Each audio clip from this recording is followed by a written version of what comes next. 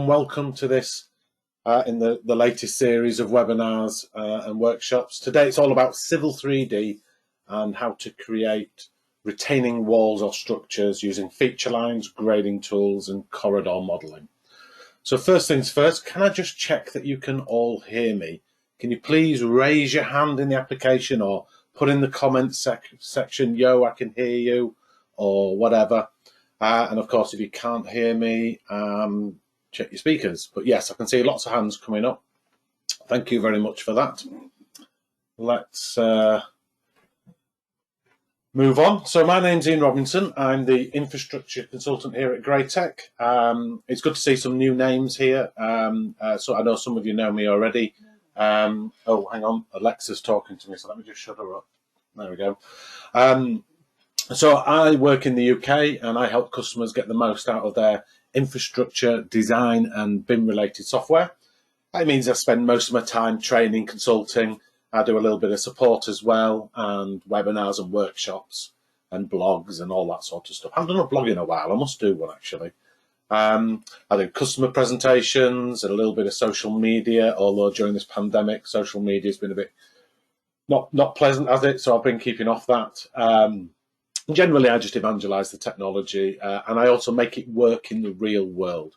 So my main focus are Civil 3D and Map 3D, InfoWorks, Recap and Navisworks and BIM 360 and stuff like that. That's kind of all the infrastructure design software around the Autodesk portfolio. Graitec, we're a well-established company. We've been doing this for over 30 years now. It's one of the largest Autodesk Platinum partners in the world. We're basically a software developer, so we combine our own products with the Autodesk portfolio, and it kind of uniquely places in the marketplace. We've got over 100 staff doing research and development. We work on class-leading BIM solutions, and we've got over 200 industry consultants like myself in various roles. Our products, they're used in hundreds of thousands of projects, and we train over 3,500 courses last year. So yeah, we're busy. There's essentially 4 pillars to what we do. We create, simulate, fabricate, and manage. So we work with the Autodesk portfolio and our own Power Pack enhancement, and that's the creation part of the manufacturing and construction deliverables. We then combine that with our simulation products to verify the deliverables, and that enables us to drive them into the fabrication process, and of course we manage them as well. Add that to our CDE products and we link to internal and external platforms. Now this webinar is very much in the create phase using Civil 3D. So this is a new round just started again. It's been a while since I've done one, hasn't it? I can't remember when the last one was. A lot's happened since then. I'm starting off these ones in Civil 3D, and I'm looking at some of the out-of-the-box things. My working title is Out of the Box. But I'm looking at things that perhaps you've not had a go at yet or you've not looked at yet. And in this one, it's retaining walls. And this afternoon, it's the Junction Wizard. So if you've missed any of the previous ones, you should be able to see them all on the on-demand portal. So keep an eye on the events page as well, because I'm about to put in for another 3 webinars that I'll be running shortly. If anybody has anything they would like to try, like me to show, by all means stick something in the comments and I'll see if I can fit it in. These, by the way, are clickable links, and if you go to the handout area of the go-to software, you'll see that this presentation is in a PDF. You can download it and then you can click on these links to see our future and past events. So for the past events, you go to the on-demand page, and again, that's a clickable link. So you don't have to write that down. While you're on the website, don't forget you can subscribe to our blog. You get important updates and useful tips and tricks and stuff like that. As I mentioned, though, I've kind of not been doing many blogs recently. I've been a bit too busy, but it's on my radar, so I will start putting some stuff in there as well. If you want more, we do offer training passports, a single fee that allows you to attend unlimited training courses throughout the year. So if you attend the civil course, for example, you can then go to the Navisworks course, or maybe the AutoCAD and the Revit course, You can all just do that within a single fee, so that's worth remembering. Right, let's just do a quick poll just to see who we got here. Oh, Carl, glad to hear you got your speakers working. Good. Right, let's just do the poll. Okay, so if I launch that, you should be able to see that now. What is your primary role? So are you in civil engineering, architectural, structural engineering, landscape architecture, or something different? And most of you have voted now. Nearly all of you. Just click on the screen if you're unsure, then you can vote. And I'll close the vote in a second. Oh, a couple of votes just come in. Excellent. Right, I'll close the vote now and share this with you. So let's share that with you. So as expected, most of you are civil engineering. Good to see some structural engineers here. That's useful. Obviously, you've got your own tools for doing structural works. This is in no way a replacement for them. This is just showing you what we can do in Civil 3D, and it's mainly focusing on the land behind the structure, but we'll have a look at that as well. And the others, that's interesting. I always put other just in case I haven't covered everything, and I've no idea what I'm covering, so if you fancy telling me in the comments, please feel free to do so. Okay, right, next one. And launch that one. So which Autodesk software do you have? You can click more than one thing, but if you click AEC Collection, I know you have Civil, AutoCAD and Revit, so you don't have to tick all of them. You can just click AEC Collection if you've got all of them, or if you've just got Civil and AutoCAD, just tick Civil and AutoCAD, or Revit, or I want to kind of see if I've got any Revit guys in here or anybody who's not using any Autodesk software. That would be interesting as well. Just here to see what it can do, I guess. Nearly the same amount of voted as last time. Not everybody. So I'll give it just a second.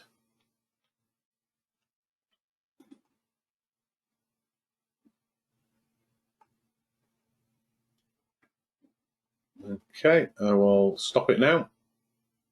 Close that now and share that with you. So most are using the AEC Collection, but a good selection of you have got Civil 3D and AutoCAD. No Revit users. Damn. Oh well, never mind. Maybe you could go on a Revit training course and then you'd be a Revit user. Right. Okay, so that's good. I will hide that. Just a couple more. And I would like to launch this. And this one here is, do you have Autodesk InfoWorks? You either have it and you use it a lot, or you've got it, you know it's there, you've seen it, but you've not really used it. When I say never used it, you know, if you've used it maybe once and thought, yeah, whatever, put the never use it. And of course, if you don't know what InfoWorks is, please tick, what am I talking about? This kind of helps inform me about the next presentations I'll be doing. So, you know, if hardly any of you are using it, but most of you have got InfoWorks, then maybe it's worth continuing having a look at some of them webinars and stuff like that. Okay, where are we up to? No, not quite as many have voted again, but nearly all of you. Okay, oh, we're getting there now. Right, I'm going to close the vote in a second. There we go. And I'll share that with you. And yeah, that's quite interesting, that. So most of you have it, or the majority have it, but don't use it. I mean, I'm guessing some of that will be because you don't need it. It obviously isn't a product for everybody. It's good to see some of you using it all the time, which is good. And those that don't know what I'm talking about, go and have a quick look at the webinars in the on-demand page. I've done one called Introduction to InfoWorks. You never know, it might be the product that saves you a gazillion hours. So just have a quick look at it. If you're doing civil jobs and you want to share that information, or you want to do preliminary work, you just want to chuck a load of GIS stuff in with civil stuff and quickly design roads and stuff like that, then that's the one to look at. So have a look at that. Right, next. Last one. What do you use Civil 3D for? Obviously, you can do multiple answers, providing I think I did multiple answers. So highway design, landscape design, energy infrastructure, residential housing or commercial buildings, or just as AutoCAD with bells and whistles. Now, if you don't have civil, obviously leave this blank. So I don't expect as many votes on this one as previously. Because some of you don't have civil. AutoCAD with bells and whistles is a very legitimate way of using Civil 3D because it is basically AutoCAD with bells and whistles, which is useful. Okay, nearly all of you have voted again, so I will assume the others that haven't don't have civil, which is fine. So I will close the vote now and share that with you. As expected, most are doing highways design or maintenance. Some landscape design, brilliant. It's massively underused in that. Energy and infrastructure, obviously, and residential housing, etc. And some of you are just using it as AutoCAD with bells and whistles, and that's absolutely blooming fine. So that's good. Right, thank you for that. That helps, just so I can get a feel of who's in the room. Let's move on, and we'll just... I don't think it's going to be a very long one, this. We'll see. We'll just see how time goes, and if you have any questions, you can throw them this way. But we're going to keep it nice and simple. We're just going to start with a feature line, have a look at the stepped offset tool. You could use the offset tool in what I'm about to do, but we're going to have a look at the stepped offset tool. And then we'll look at some grading options, and then we'll look at the corridor tool. So the feature line that we're going to do, the first task, is a simple extension to a garden where we want to set the levels and retain it at the edge of the new area. Pretty straightforward. So I need this kind of structure here. And we can just simply do that with feature lines. So if it's something really small and simple, feature lines. And if you have AutoCAD Civil 3D and you're not using feature lines and you're still using 3D polylines, that's the bit you're missing out on. It's the if you were to say to me, which one feature would you like in AutoCAD, it would be feature lines. That would be the one thing that would make a massive difference to everybody. Anyway, so we're going to do that first of all. If you want the actual structure itself, so the wall or whatever, it might be some simple sleepers or a small brick wall. Just do that with the AutoCAD tools. Just use your 3D AutoCAD tools, extrude up rectangles, put render materials on them, get volumes out of them, all that sort of stuff. You could use surfaces for some of it though. The next option we're going to look at is the grading tool. So in this case, we have a larger area, and part of that area needs retaining, and the other part just needs a simple slope on it. So we're going to use the grading tools. Again, it's ideal, and for the structure, just use your AutoCAD tools. And then final job is we're going to have a look at a road. So this is a more major structure, and we need to retain part of the earthworks around where there's a hill where the road runs through. And here we can use a sub-assembly. And there are some in the box that will help, and I'm going to show you them. Well, I'm going to show you one of them. I'll show you the others, but we'll only work with one. If you're using the UKIE country kit, you will have to set the codes up to display it properly. You can do that in your template, but out of the box, there's maybe a couple of little things we need to kind of just be aware of. Sometimes you work with things out of the box, it doesn't do exactly what you want it to do. Maybe it's put all the lines in a blue colour, and you're like, why are all my lines blue? I don't want that. And you kind of go, oh, I'll just revert back. But actually, it's really simple. So I'll show you where you can change that and make it more suitable. And you do that in your template and what have you. If you need more, you can, because there's Sub-Assembly Composer that was installed with your Civil 3D. Let me know if you need help on that. There is a webinar in the on-demand page on how to work with Sub-Assembly Composer. In that one, I think I do, if I remember rightly, I did a bus stop curve in that one, and we created our own bus stop curve. Yes, I know in 2021 and 2022 we've got the bus stop curves in there. That was just Joe taking the mickey out of me, I think. Anyway, but let's just have a go. Let's just do it. Right, so if I cancel that, so this is where we're going to work on the first one. So this is the first one where we're just going to work with the feature line. I'll just turn off my line weight, and it's very simple. All I've got here is a feature line. I have set the levels, so I've just set that one on the surface, and that one on the surface. So they're on the surface, there and there. And then I've just extruded that out here. So that one just comes along here, and it's got a slope going forward. So that slope there matches this slope along the back. So it's a flat plane, but it matches the natural slope of the land. Okay. So what I'm going to do here is I'm going to use the stepped offset tool. You could use the offset tool in this case, but this is really useful. I do a lot of like curbs on islands using the stepped offset tool. It asks me for an offset distance, so I'm going to make it really small because I want it vertical. Remember, tin surfaces cannot be vertical, so I can't offset it vertically down. That's not an Autodesk thing, that's a technology thing. It's the same for all tin surfaces. There has to be a slope on it.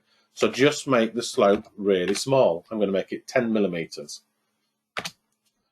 Specify the side, so I'm going to offset outside. It would always be outside, because if I try and do it inside, I'll end up with an overhang, so outside.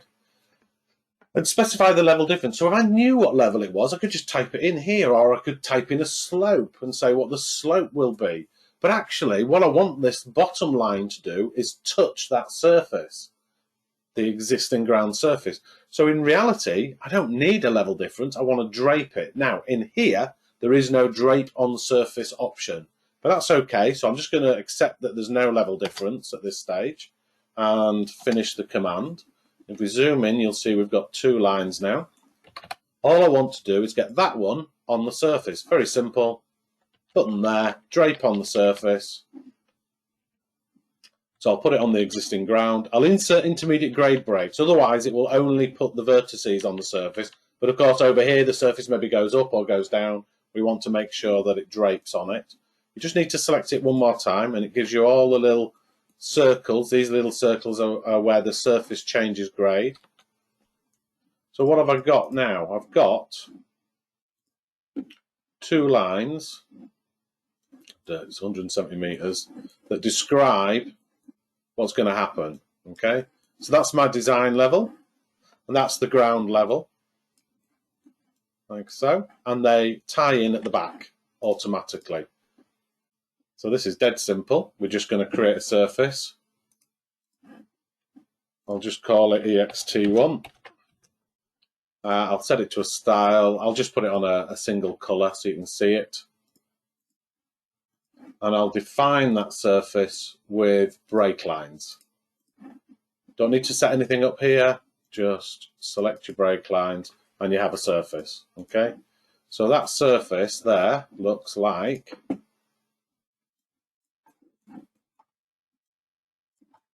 that. Oh my God, Ian, there we go. Looks like that. Let's just put it on a realistic shade. And there it is.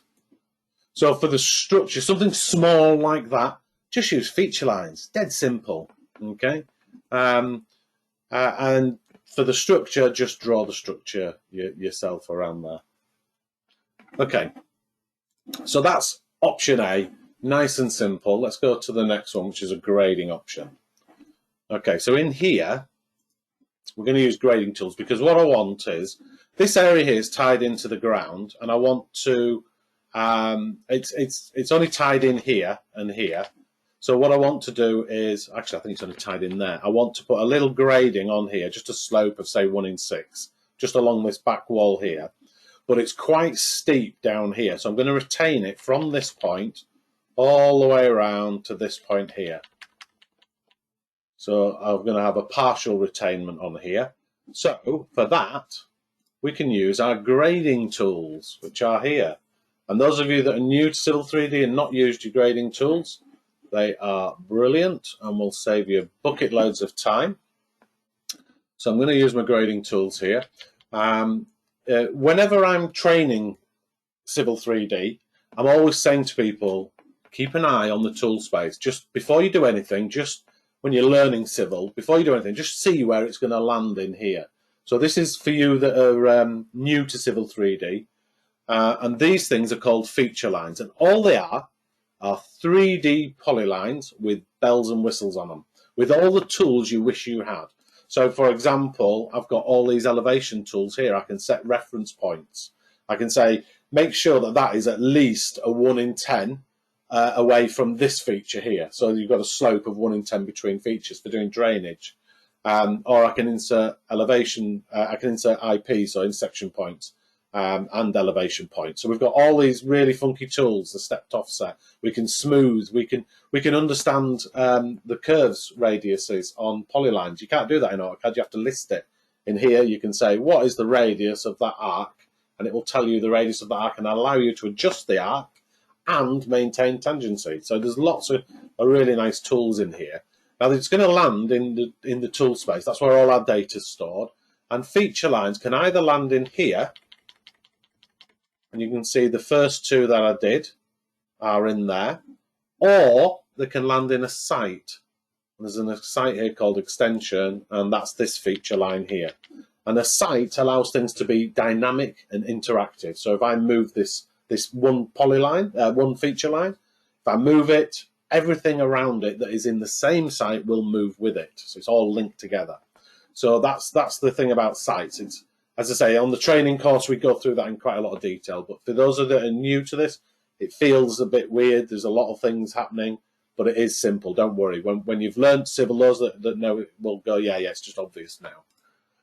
So we're going to use our grading tools. So just go to the toolbar, and you look at the bottom row, and if the bottom row is empty, we need to fill them in. So I'll fill the surface in first. So I'll use the surface tool and say I would like to target the existing ground.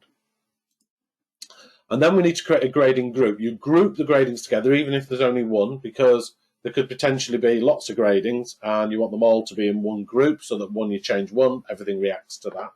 So we're going to create a grading group, put it on the site extension, give it a name. I'll just call it EXT2, and we can put a surface on it. We can get volumes out of it if we want to. That's it, just creating a surface automatically.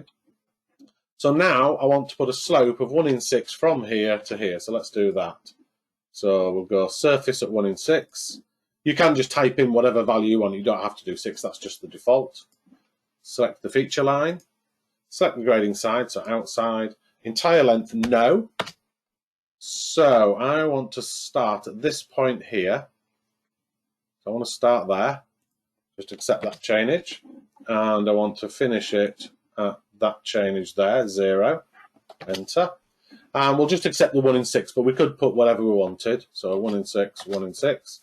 And that's graded that now, so it's nice and graded in, so it's all tying into the existing ground. So we're now going to do the rest of it, and we're going to retain that bit. So grading side. And we're going to start 10 meters down this line. So I'll just type 10. So that's where we're starting. And we're going to finish, so that was 127, so we'll finish at 117. So another 10 meters or so. And this time we're going to set it to a really steep slope, 0.01. 0.01. Now I know it's all in fill. I'm going to do both just in case I change it later. Okay, so that is now graded really steep here. So it's created that feature line there. That magenta line is the surface. Okay. So all I need to do now is transition between the 1 in 6 and the 1 in 0.1. So I'll use the transition tool. There it is. Select the feature line. Select in between the two gradings, and it'll automatically transition. He says, this is the first outing of 2022 in a webinar, so if it all goes pear-shaped, you know why.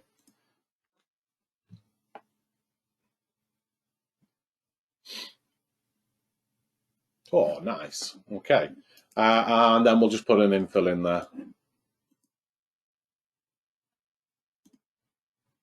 Like so. So what have we created? We've created that structure with a nice transition to the 1 in 6 over a 10 meter period. Okay, so we have a retaining structure, and again you can draw around there using your AutoCAD tools if you want to show a structure or whatever. I used the wrong surface style. I should have changed that, shouldn't I? Knew I'd do something wrong. There we go. Okay. So that's put that in the site extension. It's created a grading group. There it is. It's created a surface. There it is. All done. So that is the kind of, if you've got something small, you just want to do something quickly, and it's nice and simple, just use feature lines. And then you can either grade or just use stepped offset or whichever tool you want. Let's go and have a look at the corridor now. So in this example here, we're running from this road here around the back of these houses, and much to my disgust, we're lobbing a load of trees down. So let's not actually build this. That would not be good. But this area here is quite steep. Okay, if we have a look at the profile, let me turn the map off. If we have a look at the profile, it's through this area here. Okay, so we're going to retain all of this on one side.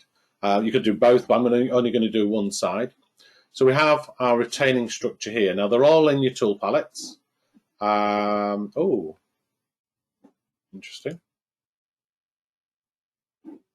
I opened it up this morning and it had lost all the UK stuff.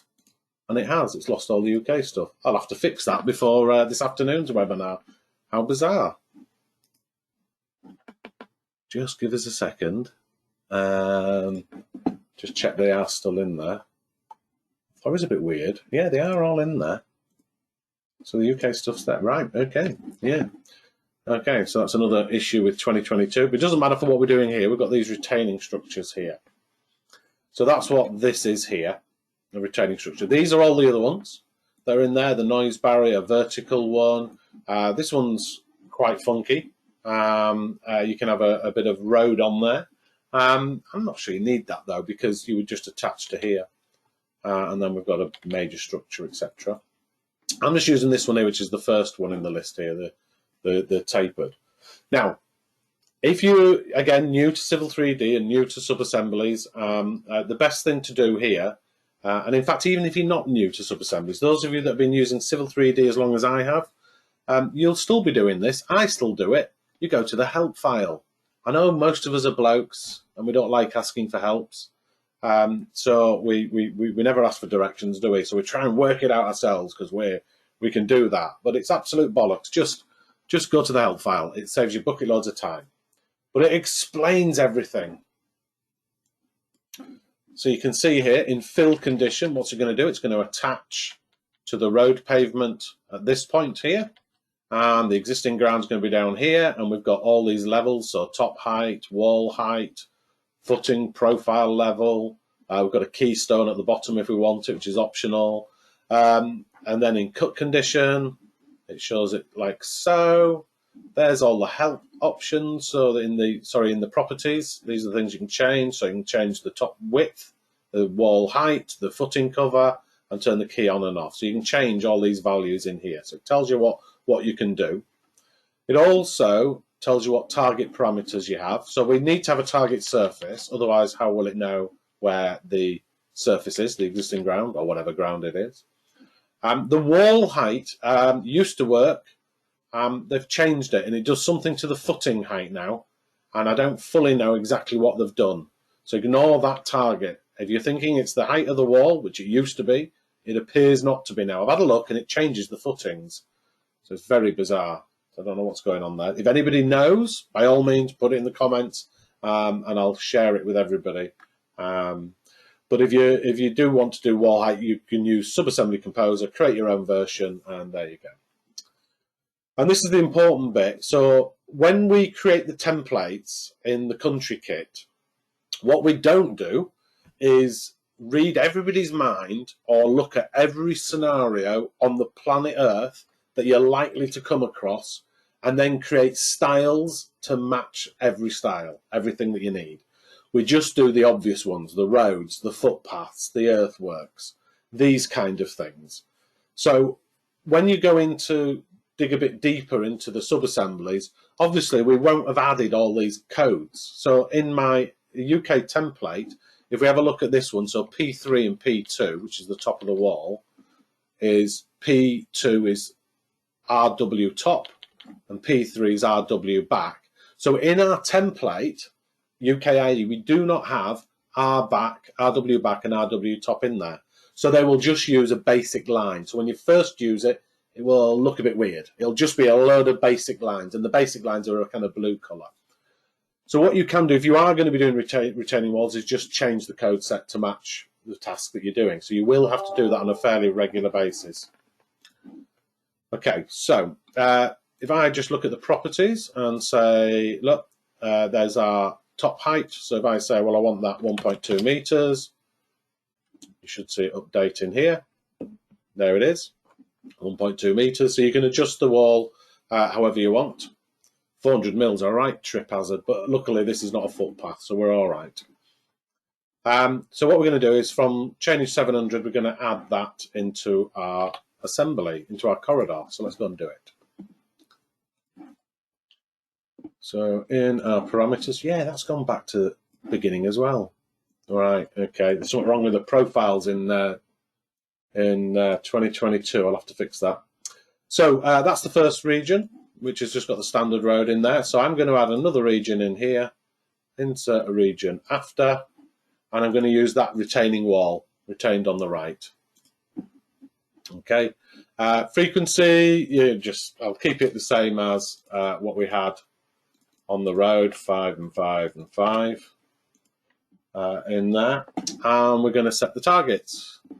So you'll notice on the targets, so you've got your maximum width target for your daylight. So that's your daylight maximum width. That's just the daylight I'm using, or the earthworks I'm using. That's your normal target surface. I'm also using a verge which can target a surface as well. But you've got this one here. So the retaining wall, that's where you set the target surface. I'll click here to set them all. Might as well do them all in there. There is where the wall height profile is. But as I said, weird things happening there. It's doing something to the footings. Not overly sure. I did have a look on the forums, and somebody said when I noticed the footings going down, somebody said, "Oh yeah, it's meant to do that," but it doesn't make sense to me. But it might be me being thick. So please feel free to go in the comments and say, "Ian, you're being thick." This is what it means, okay? But it used to work and now it doesn't. So when I want a wall height profiled, I just create one in Subassembly Composer. So that's it. Should be all done. Just hit OK. Rebuild the corridor.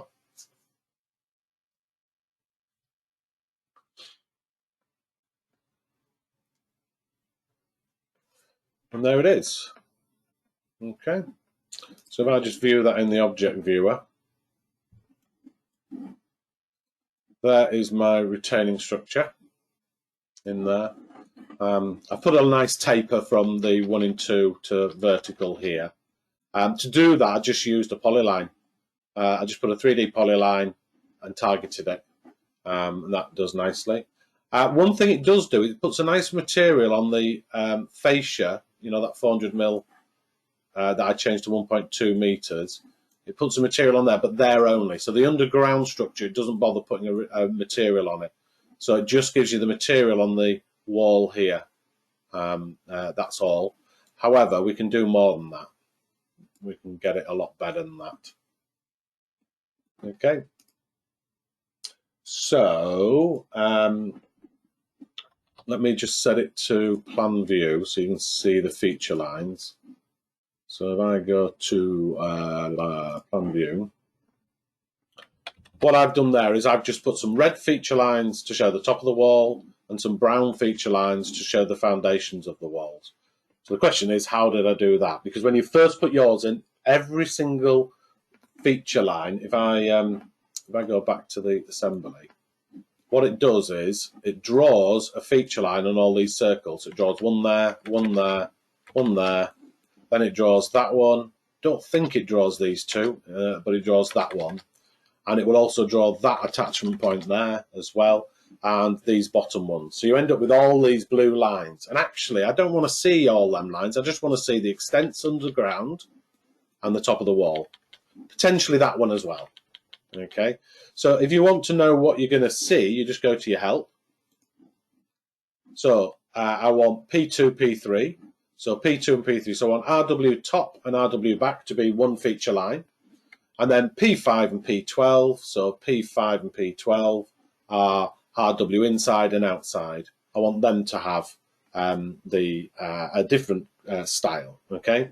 So once you've decided which lines you want to have a style of, the first thing I do is I create the layers. Okay, yeah, that's gone back to normal as well. Like it's been a new install. It's as if it's forgetting my settings. Very bizarre. Right, okay. So if I go to feature lines, the first thing is probably create the correct layers in there. And you'll see I've got wall and foundations, and I've set the colours and the styles, okay? So they're in there. The next thing I'm going to do is, okay, I've got them layers, so let's create a feature line. So they're under general, under the settings, general, multi-purpose feature lines. So then I've created a feature line called wall top and wall foundation. Very simple. Give it a name, go to the display, tell it which layer you'd like it to land on. That's all you need to do. No more, no less. Well, you've got to be careful because that's how it look in plan, and when you want it in model view, you also want it to land on the same layer. Otherwise, when you spin it into 3D, it ends up a different colour, different style. So just make sure you do both plan and model in there. So that was the foundation. Then I made one called wall top. That's the use the layer again, plan and model in there. Okay. Then you would go in and you would change the code set styles in here. Okay, now I can go double click in there and you can see I can go in and change the codes. However, let's just do it a slightly different way. We know we can do it in there. Let's have a look at where else you would change these colours. Oh, by the way, if you do go and have a look at the Subassembly Composer webinar that I run earlier this year, late last year, forget when, I explained that on this as well. I think I put a barrier in or something, and I'll show you how to do the same on that as well. So there's a bit more detail in there, so I'm not going to go wild on it in here. We'll keep it short and sweet. So we can do that in the corridor properties under the code tabs. Okay, so you pick your code set style. So in this case, this one, you edit it. When you're editing the code set style, obviously on my drawing, this will already be filled in, but the links are used to put render materials on things and area fills and stuff like that. So the links are, just to remind you, those that are new, are these lines here. So all the lines between the points. So if we look at L3, this bit here, L3 in fill condition. So L1, 2 and 3 has got the code wall. So if I go in and find the code wall in here, there it is, I just tell it what render material I would put on that code. And you can see there I've actually put no render material on it, so I'm going to change that and say I would like it polished grey, like so. Now, if wall isn't in there because it's not in the template, all you have to do is go import codes and then go and select your subassembly. So whatever subassembly you put, click, enter, and then that imports them codes. Okay, so if you don't see it in your template, just go and pick it. So let's go back to the help, and the point codes draw the feature lines. So we've already established that 2 and 3 are wall top and wall back, or RW top and RW back, and 5 and 12 are inside and outside. So all you need to do is go to the points. They'll already be imported now because we've done the import, and you'll find that anything with RW on it, there they are. So RW back, I've put that wall top on. RW front, no display. RW hinge, no display. Inside, wall foundation. Outside, wall foundation. And wall top, wall top. All the others are them other codes. You can multi-select these, and if you don't want to see the feature line, just change them to a style called no display. Simple as that, okay? Then when you hit OK, all done. Not quite. Slightly annoyingly, if you wanted to show it in a different way, so if I was to go into solid hatch, you would have to do the same thing again. It's per code if you're doing it in this way, okay? So if I hit OK, it'll go to a solid hatch now, and I would have to import them codes again. But if you are doing that in your template, then brilliant. You can set that up. Right, one other thing we can do, because obviously in 3D, looks a bit crap. It's just showing the lines. It's not showing everything else. So what we could do is we could extract out of it the solids. So if you go and select your corridor, you'll see you've got extract solids. So we'll do that. It says select a corridor region in there. I just need to pick this region and enter. And these are all of the solids, all of the sub-assembly shape codes in the whole region. Okay, so if I just uncheck everything and collapse it all, you can see there I've got my full road retained right. There's all the different assemblies, sub-assemblies. So the retaining wall, I want to extract that. If I want to extract the carriageways, you'd tick on that. If I want to extract the verges, you'd tick on that, etc., etc., etc. Okay, tells you whether they're on the right and left as well. So if I just want to extract the wall and the verge, I could just tick that. There's all the shape within there. And just to show you, like in the carriageway, if I want to extract the base course, the binder course, the capping course, the surface course, obviously you can pick them individually if necessary. Now, where this is quite clever, if I go next, it can also create property sets for you automatically. And then property sets are things like the corridor name, the description of the corridor, the baseline. There's also, you can put your own data in there as well, maybe the manufacturer, the type of concrete, whatever. And in the shape information, you'll also get volumes out. So this will tell us what the volume is as well of our retaining wall. So we can get that out at this stage without doing volumes on our road. In the next, you can do it either as bodies, so if it's a flat object, if it's a single, so if the shape code exists, okay, so that's like, it might be a rectangle, but it's a solid object, it's got a height to it, then it needs to be a 3D solid. If it hasn't got a height to it, so if you imagine a single thin thing, an earthworks which doesn't have any depth to it, that needs to be a body. So you need to extract them separately. I'll just do a swept solid. And if we leave it in this drawing, it can maintain the dynamic link to the civil model. So if I change the subassembly, the profile, the alignment, or the corridor, the AutoCAD solid will automatically update. The volumes will update. Everything will update. Okay? So I'm going to leave that dynamic link. Of course, we can put it into a different drawing. We don't have to have it in this drawing. I want it in this drawing. So I'll extract solids. So what have we created? AutoCAD solids, there they are. Let's have a look at that in the object viewer. And that is my retaining structure. Let's change that to shades of grey so you can see it a bit better. And there it is, one retaining structure. If I look at the properties of it, you'll see under extended data, there's the volume. Okay. There's the start station, or chainage, and chainage, they've left it saying station, etc. So there's all that extra data in there as well.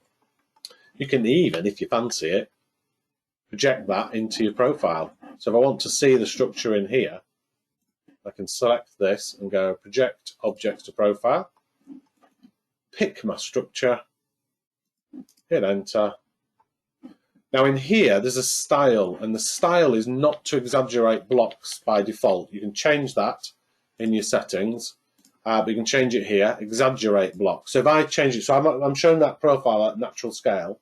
If I set that to a style that exaggerates as well, if I exaggerate the profile, this will also exaggerate. If I leave it on no exaggeration, when I exaggerate the vertical and the profile, it will stay static and look silly.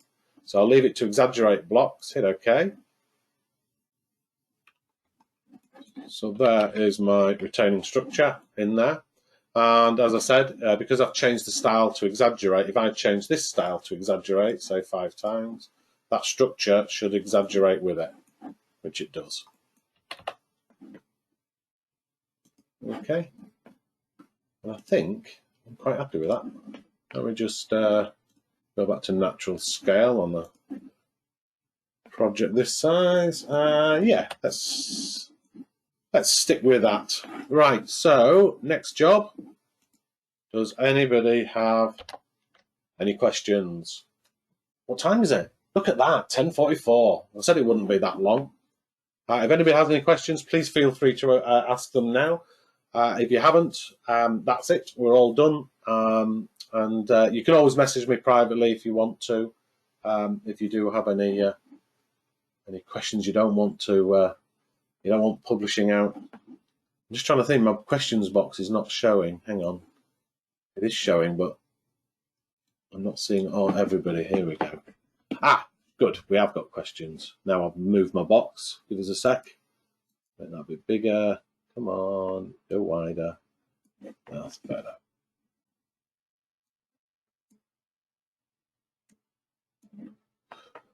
Right. No sound, no sound. Working now, fixed. Good. Right. Can you create feature lines from, say, an existing CAD drawing to save recreating it? Yes, you can. And that's how a lot of us work. Let me show you that. Who was that? Neil. Let me show you that, Neil. Essentially, if I was to do something else, let's turn the map on. And let's say the architect's given me it in polyline format. I'll draw a polyline. Maybe we're going to work in this area here now, like so. Okay, so that is just a 2D polyline. It's only got an elevation because I snapped to the surface there. Even if that was set at 0, there it is. Right, okay. So now I want to make that into a feature line. Very simple. On the Home tab, Feature Lines. We can create a feature line from scratch, or we can create a feature line from objects.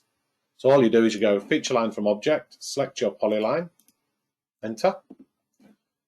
We don't have to put it on a site, so if it's going to be interactive, if you're going to make it dynamic to a surface or dynamic to a grading, then it needs to be on a site. If not, so the first one I didn't need to be on a site. So I'll do this one. I'll just call it EXT3. You can choose your style, however you want it to look. Okay, I'll just leave it as a red line. You can choose what layer it's going to land on. You can choose the current layer, keep it on its existing layer. That's absolutely fine.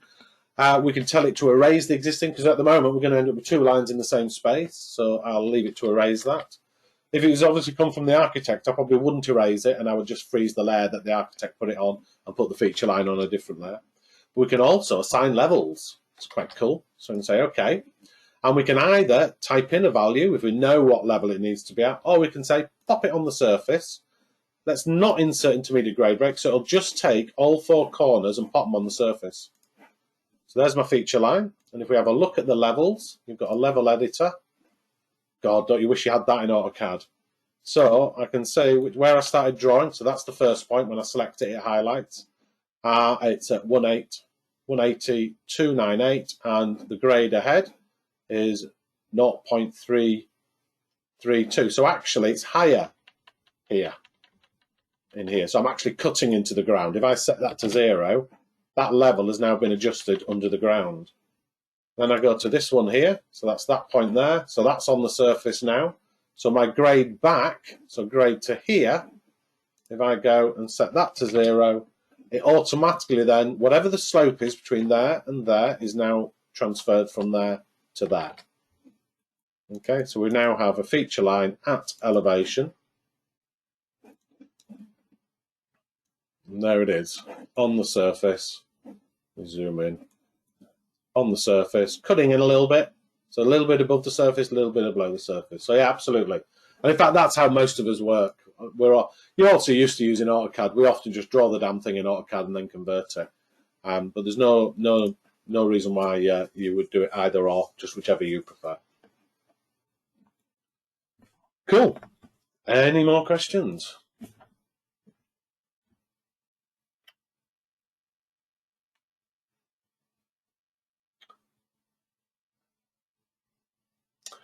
Is there a minimum offset? So this is from John. Is there a minimum offset you can use for a vertical face on a feature line? No, not really. You've got to be a little bit careful. You know, I mean, technically, as long as that face is not vertical, you could have it 0.000001. And technically, that's not vertical.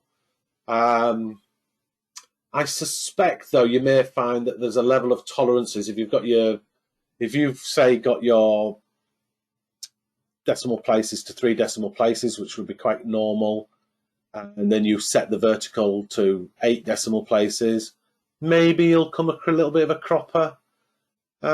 Just remember, how accurate do you need it? I mean, if you're going to build it with a JCB, If it's 10 mil difference, everybody would be very happy if the JCB could be that accurate. So you know, just set it to a level that's relevant to the job you're doing. You know, 1 millimeter, perfectly. You rarely have a problem with 1 mil. I often kind of over egg it a little bit just to give me a bit of leeway. 10 mil, but yeah, technically no reason why it can't be almost vertical. Excellent. Thank you for that, John. Neil, I hope you are still there and you've got the answer to your question. Let me see if I can find you. Are you still there? You are there. Good. Excellent. Yeah.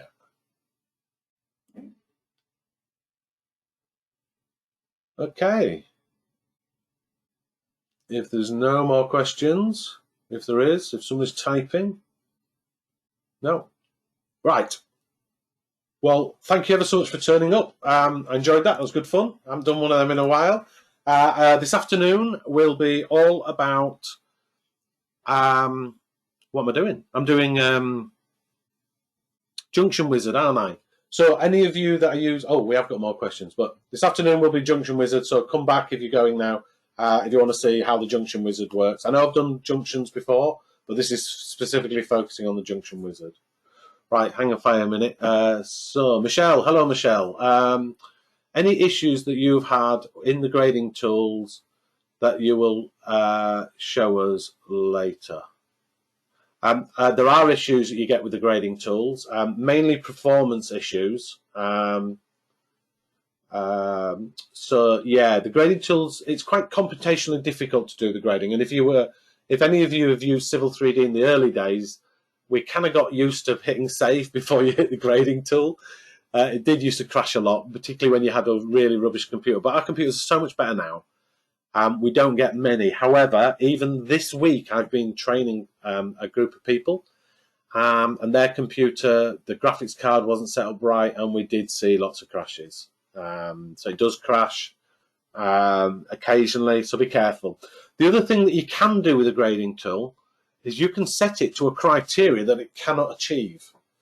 So, for example, if I'm 10 meters above the ground and the ground is really flat, and I say grade at a 1 in 100 slope until you hit the surface, and I'm 10 meters above it, it's going to grade forever. It's going to just keep going and going and going and going. Now, occasionally, it will just go, yeah, that's fine. I know I'm not going to manage that, so I'll just finish the command. But every now and then, it'll just chunk and chunk and chunk and keep trying. And you have to crash it out or leave it overnight. Even I've left them overnight before now and given up because it is just never resolving it. So yeah, there can be issues. You just got to be a bit mindful about the criteria you're using, the data you're using, the level of detail you're using, and hit save first just in case, so you can kill it and bring it back if need be. So yeah, there are grading issues, but they're usually user caused. It's usually our fault. Next, Seb, yes, this video will be put online. Give us a bit of time, though. It has to go through my marketing department. They'll probably have to bleep out the swear word. I usually swear, don't I? I'll have to stop swearing. And I'm sure I swore earlier on and I thought, oh, damn, I shouldn't swear. Oh, I've just nearly done it again. So I don't know. But anyway, yeah, they'll put that online usually. So give us up to a couple of weeks before you see it. It'll be in the on-demand page. So if you download that presentation, the on-demand link is in there, or you can go to our website and you'll see it there. Cool. Right, I think we'll wrap it up at that because I'm going to have to put together the afternoon's presentation. So I think it's 2 o'clock. I'm back here, but I haven't actually written it yet, so I need to get that sorted. Yeah, 2 o'clock for the Junction Wizard. So all of those doing roads, that's for you. Okay, guys, thanks very much, and see you soon.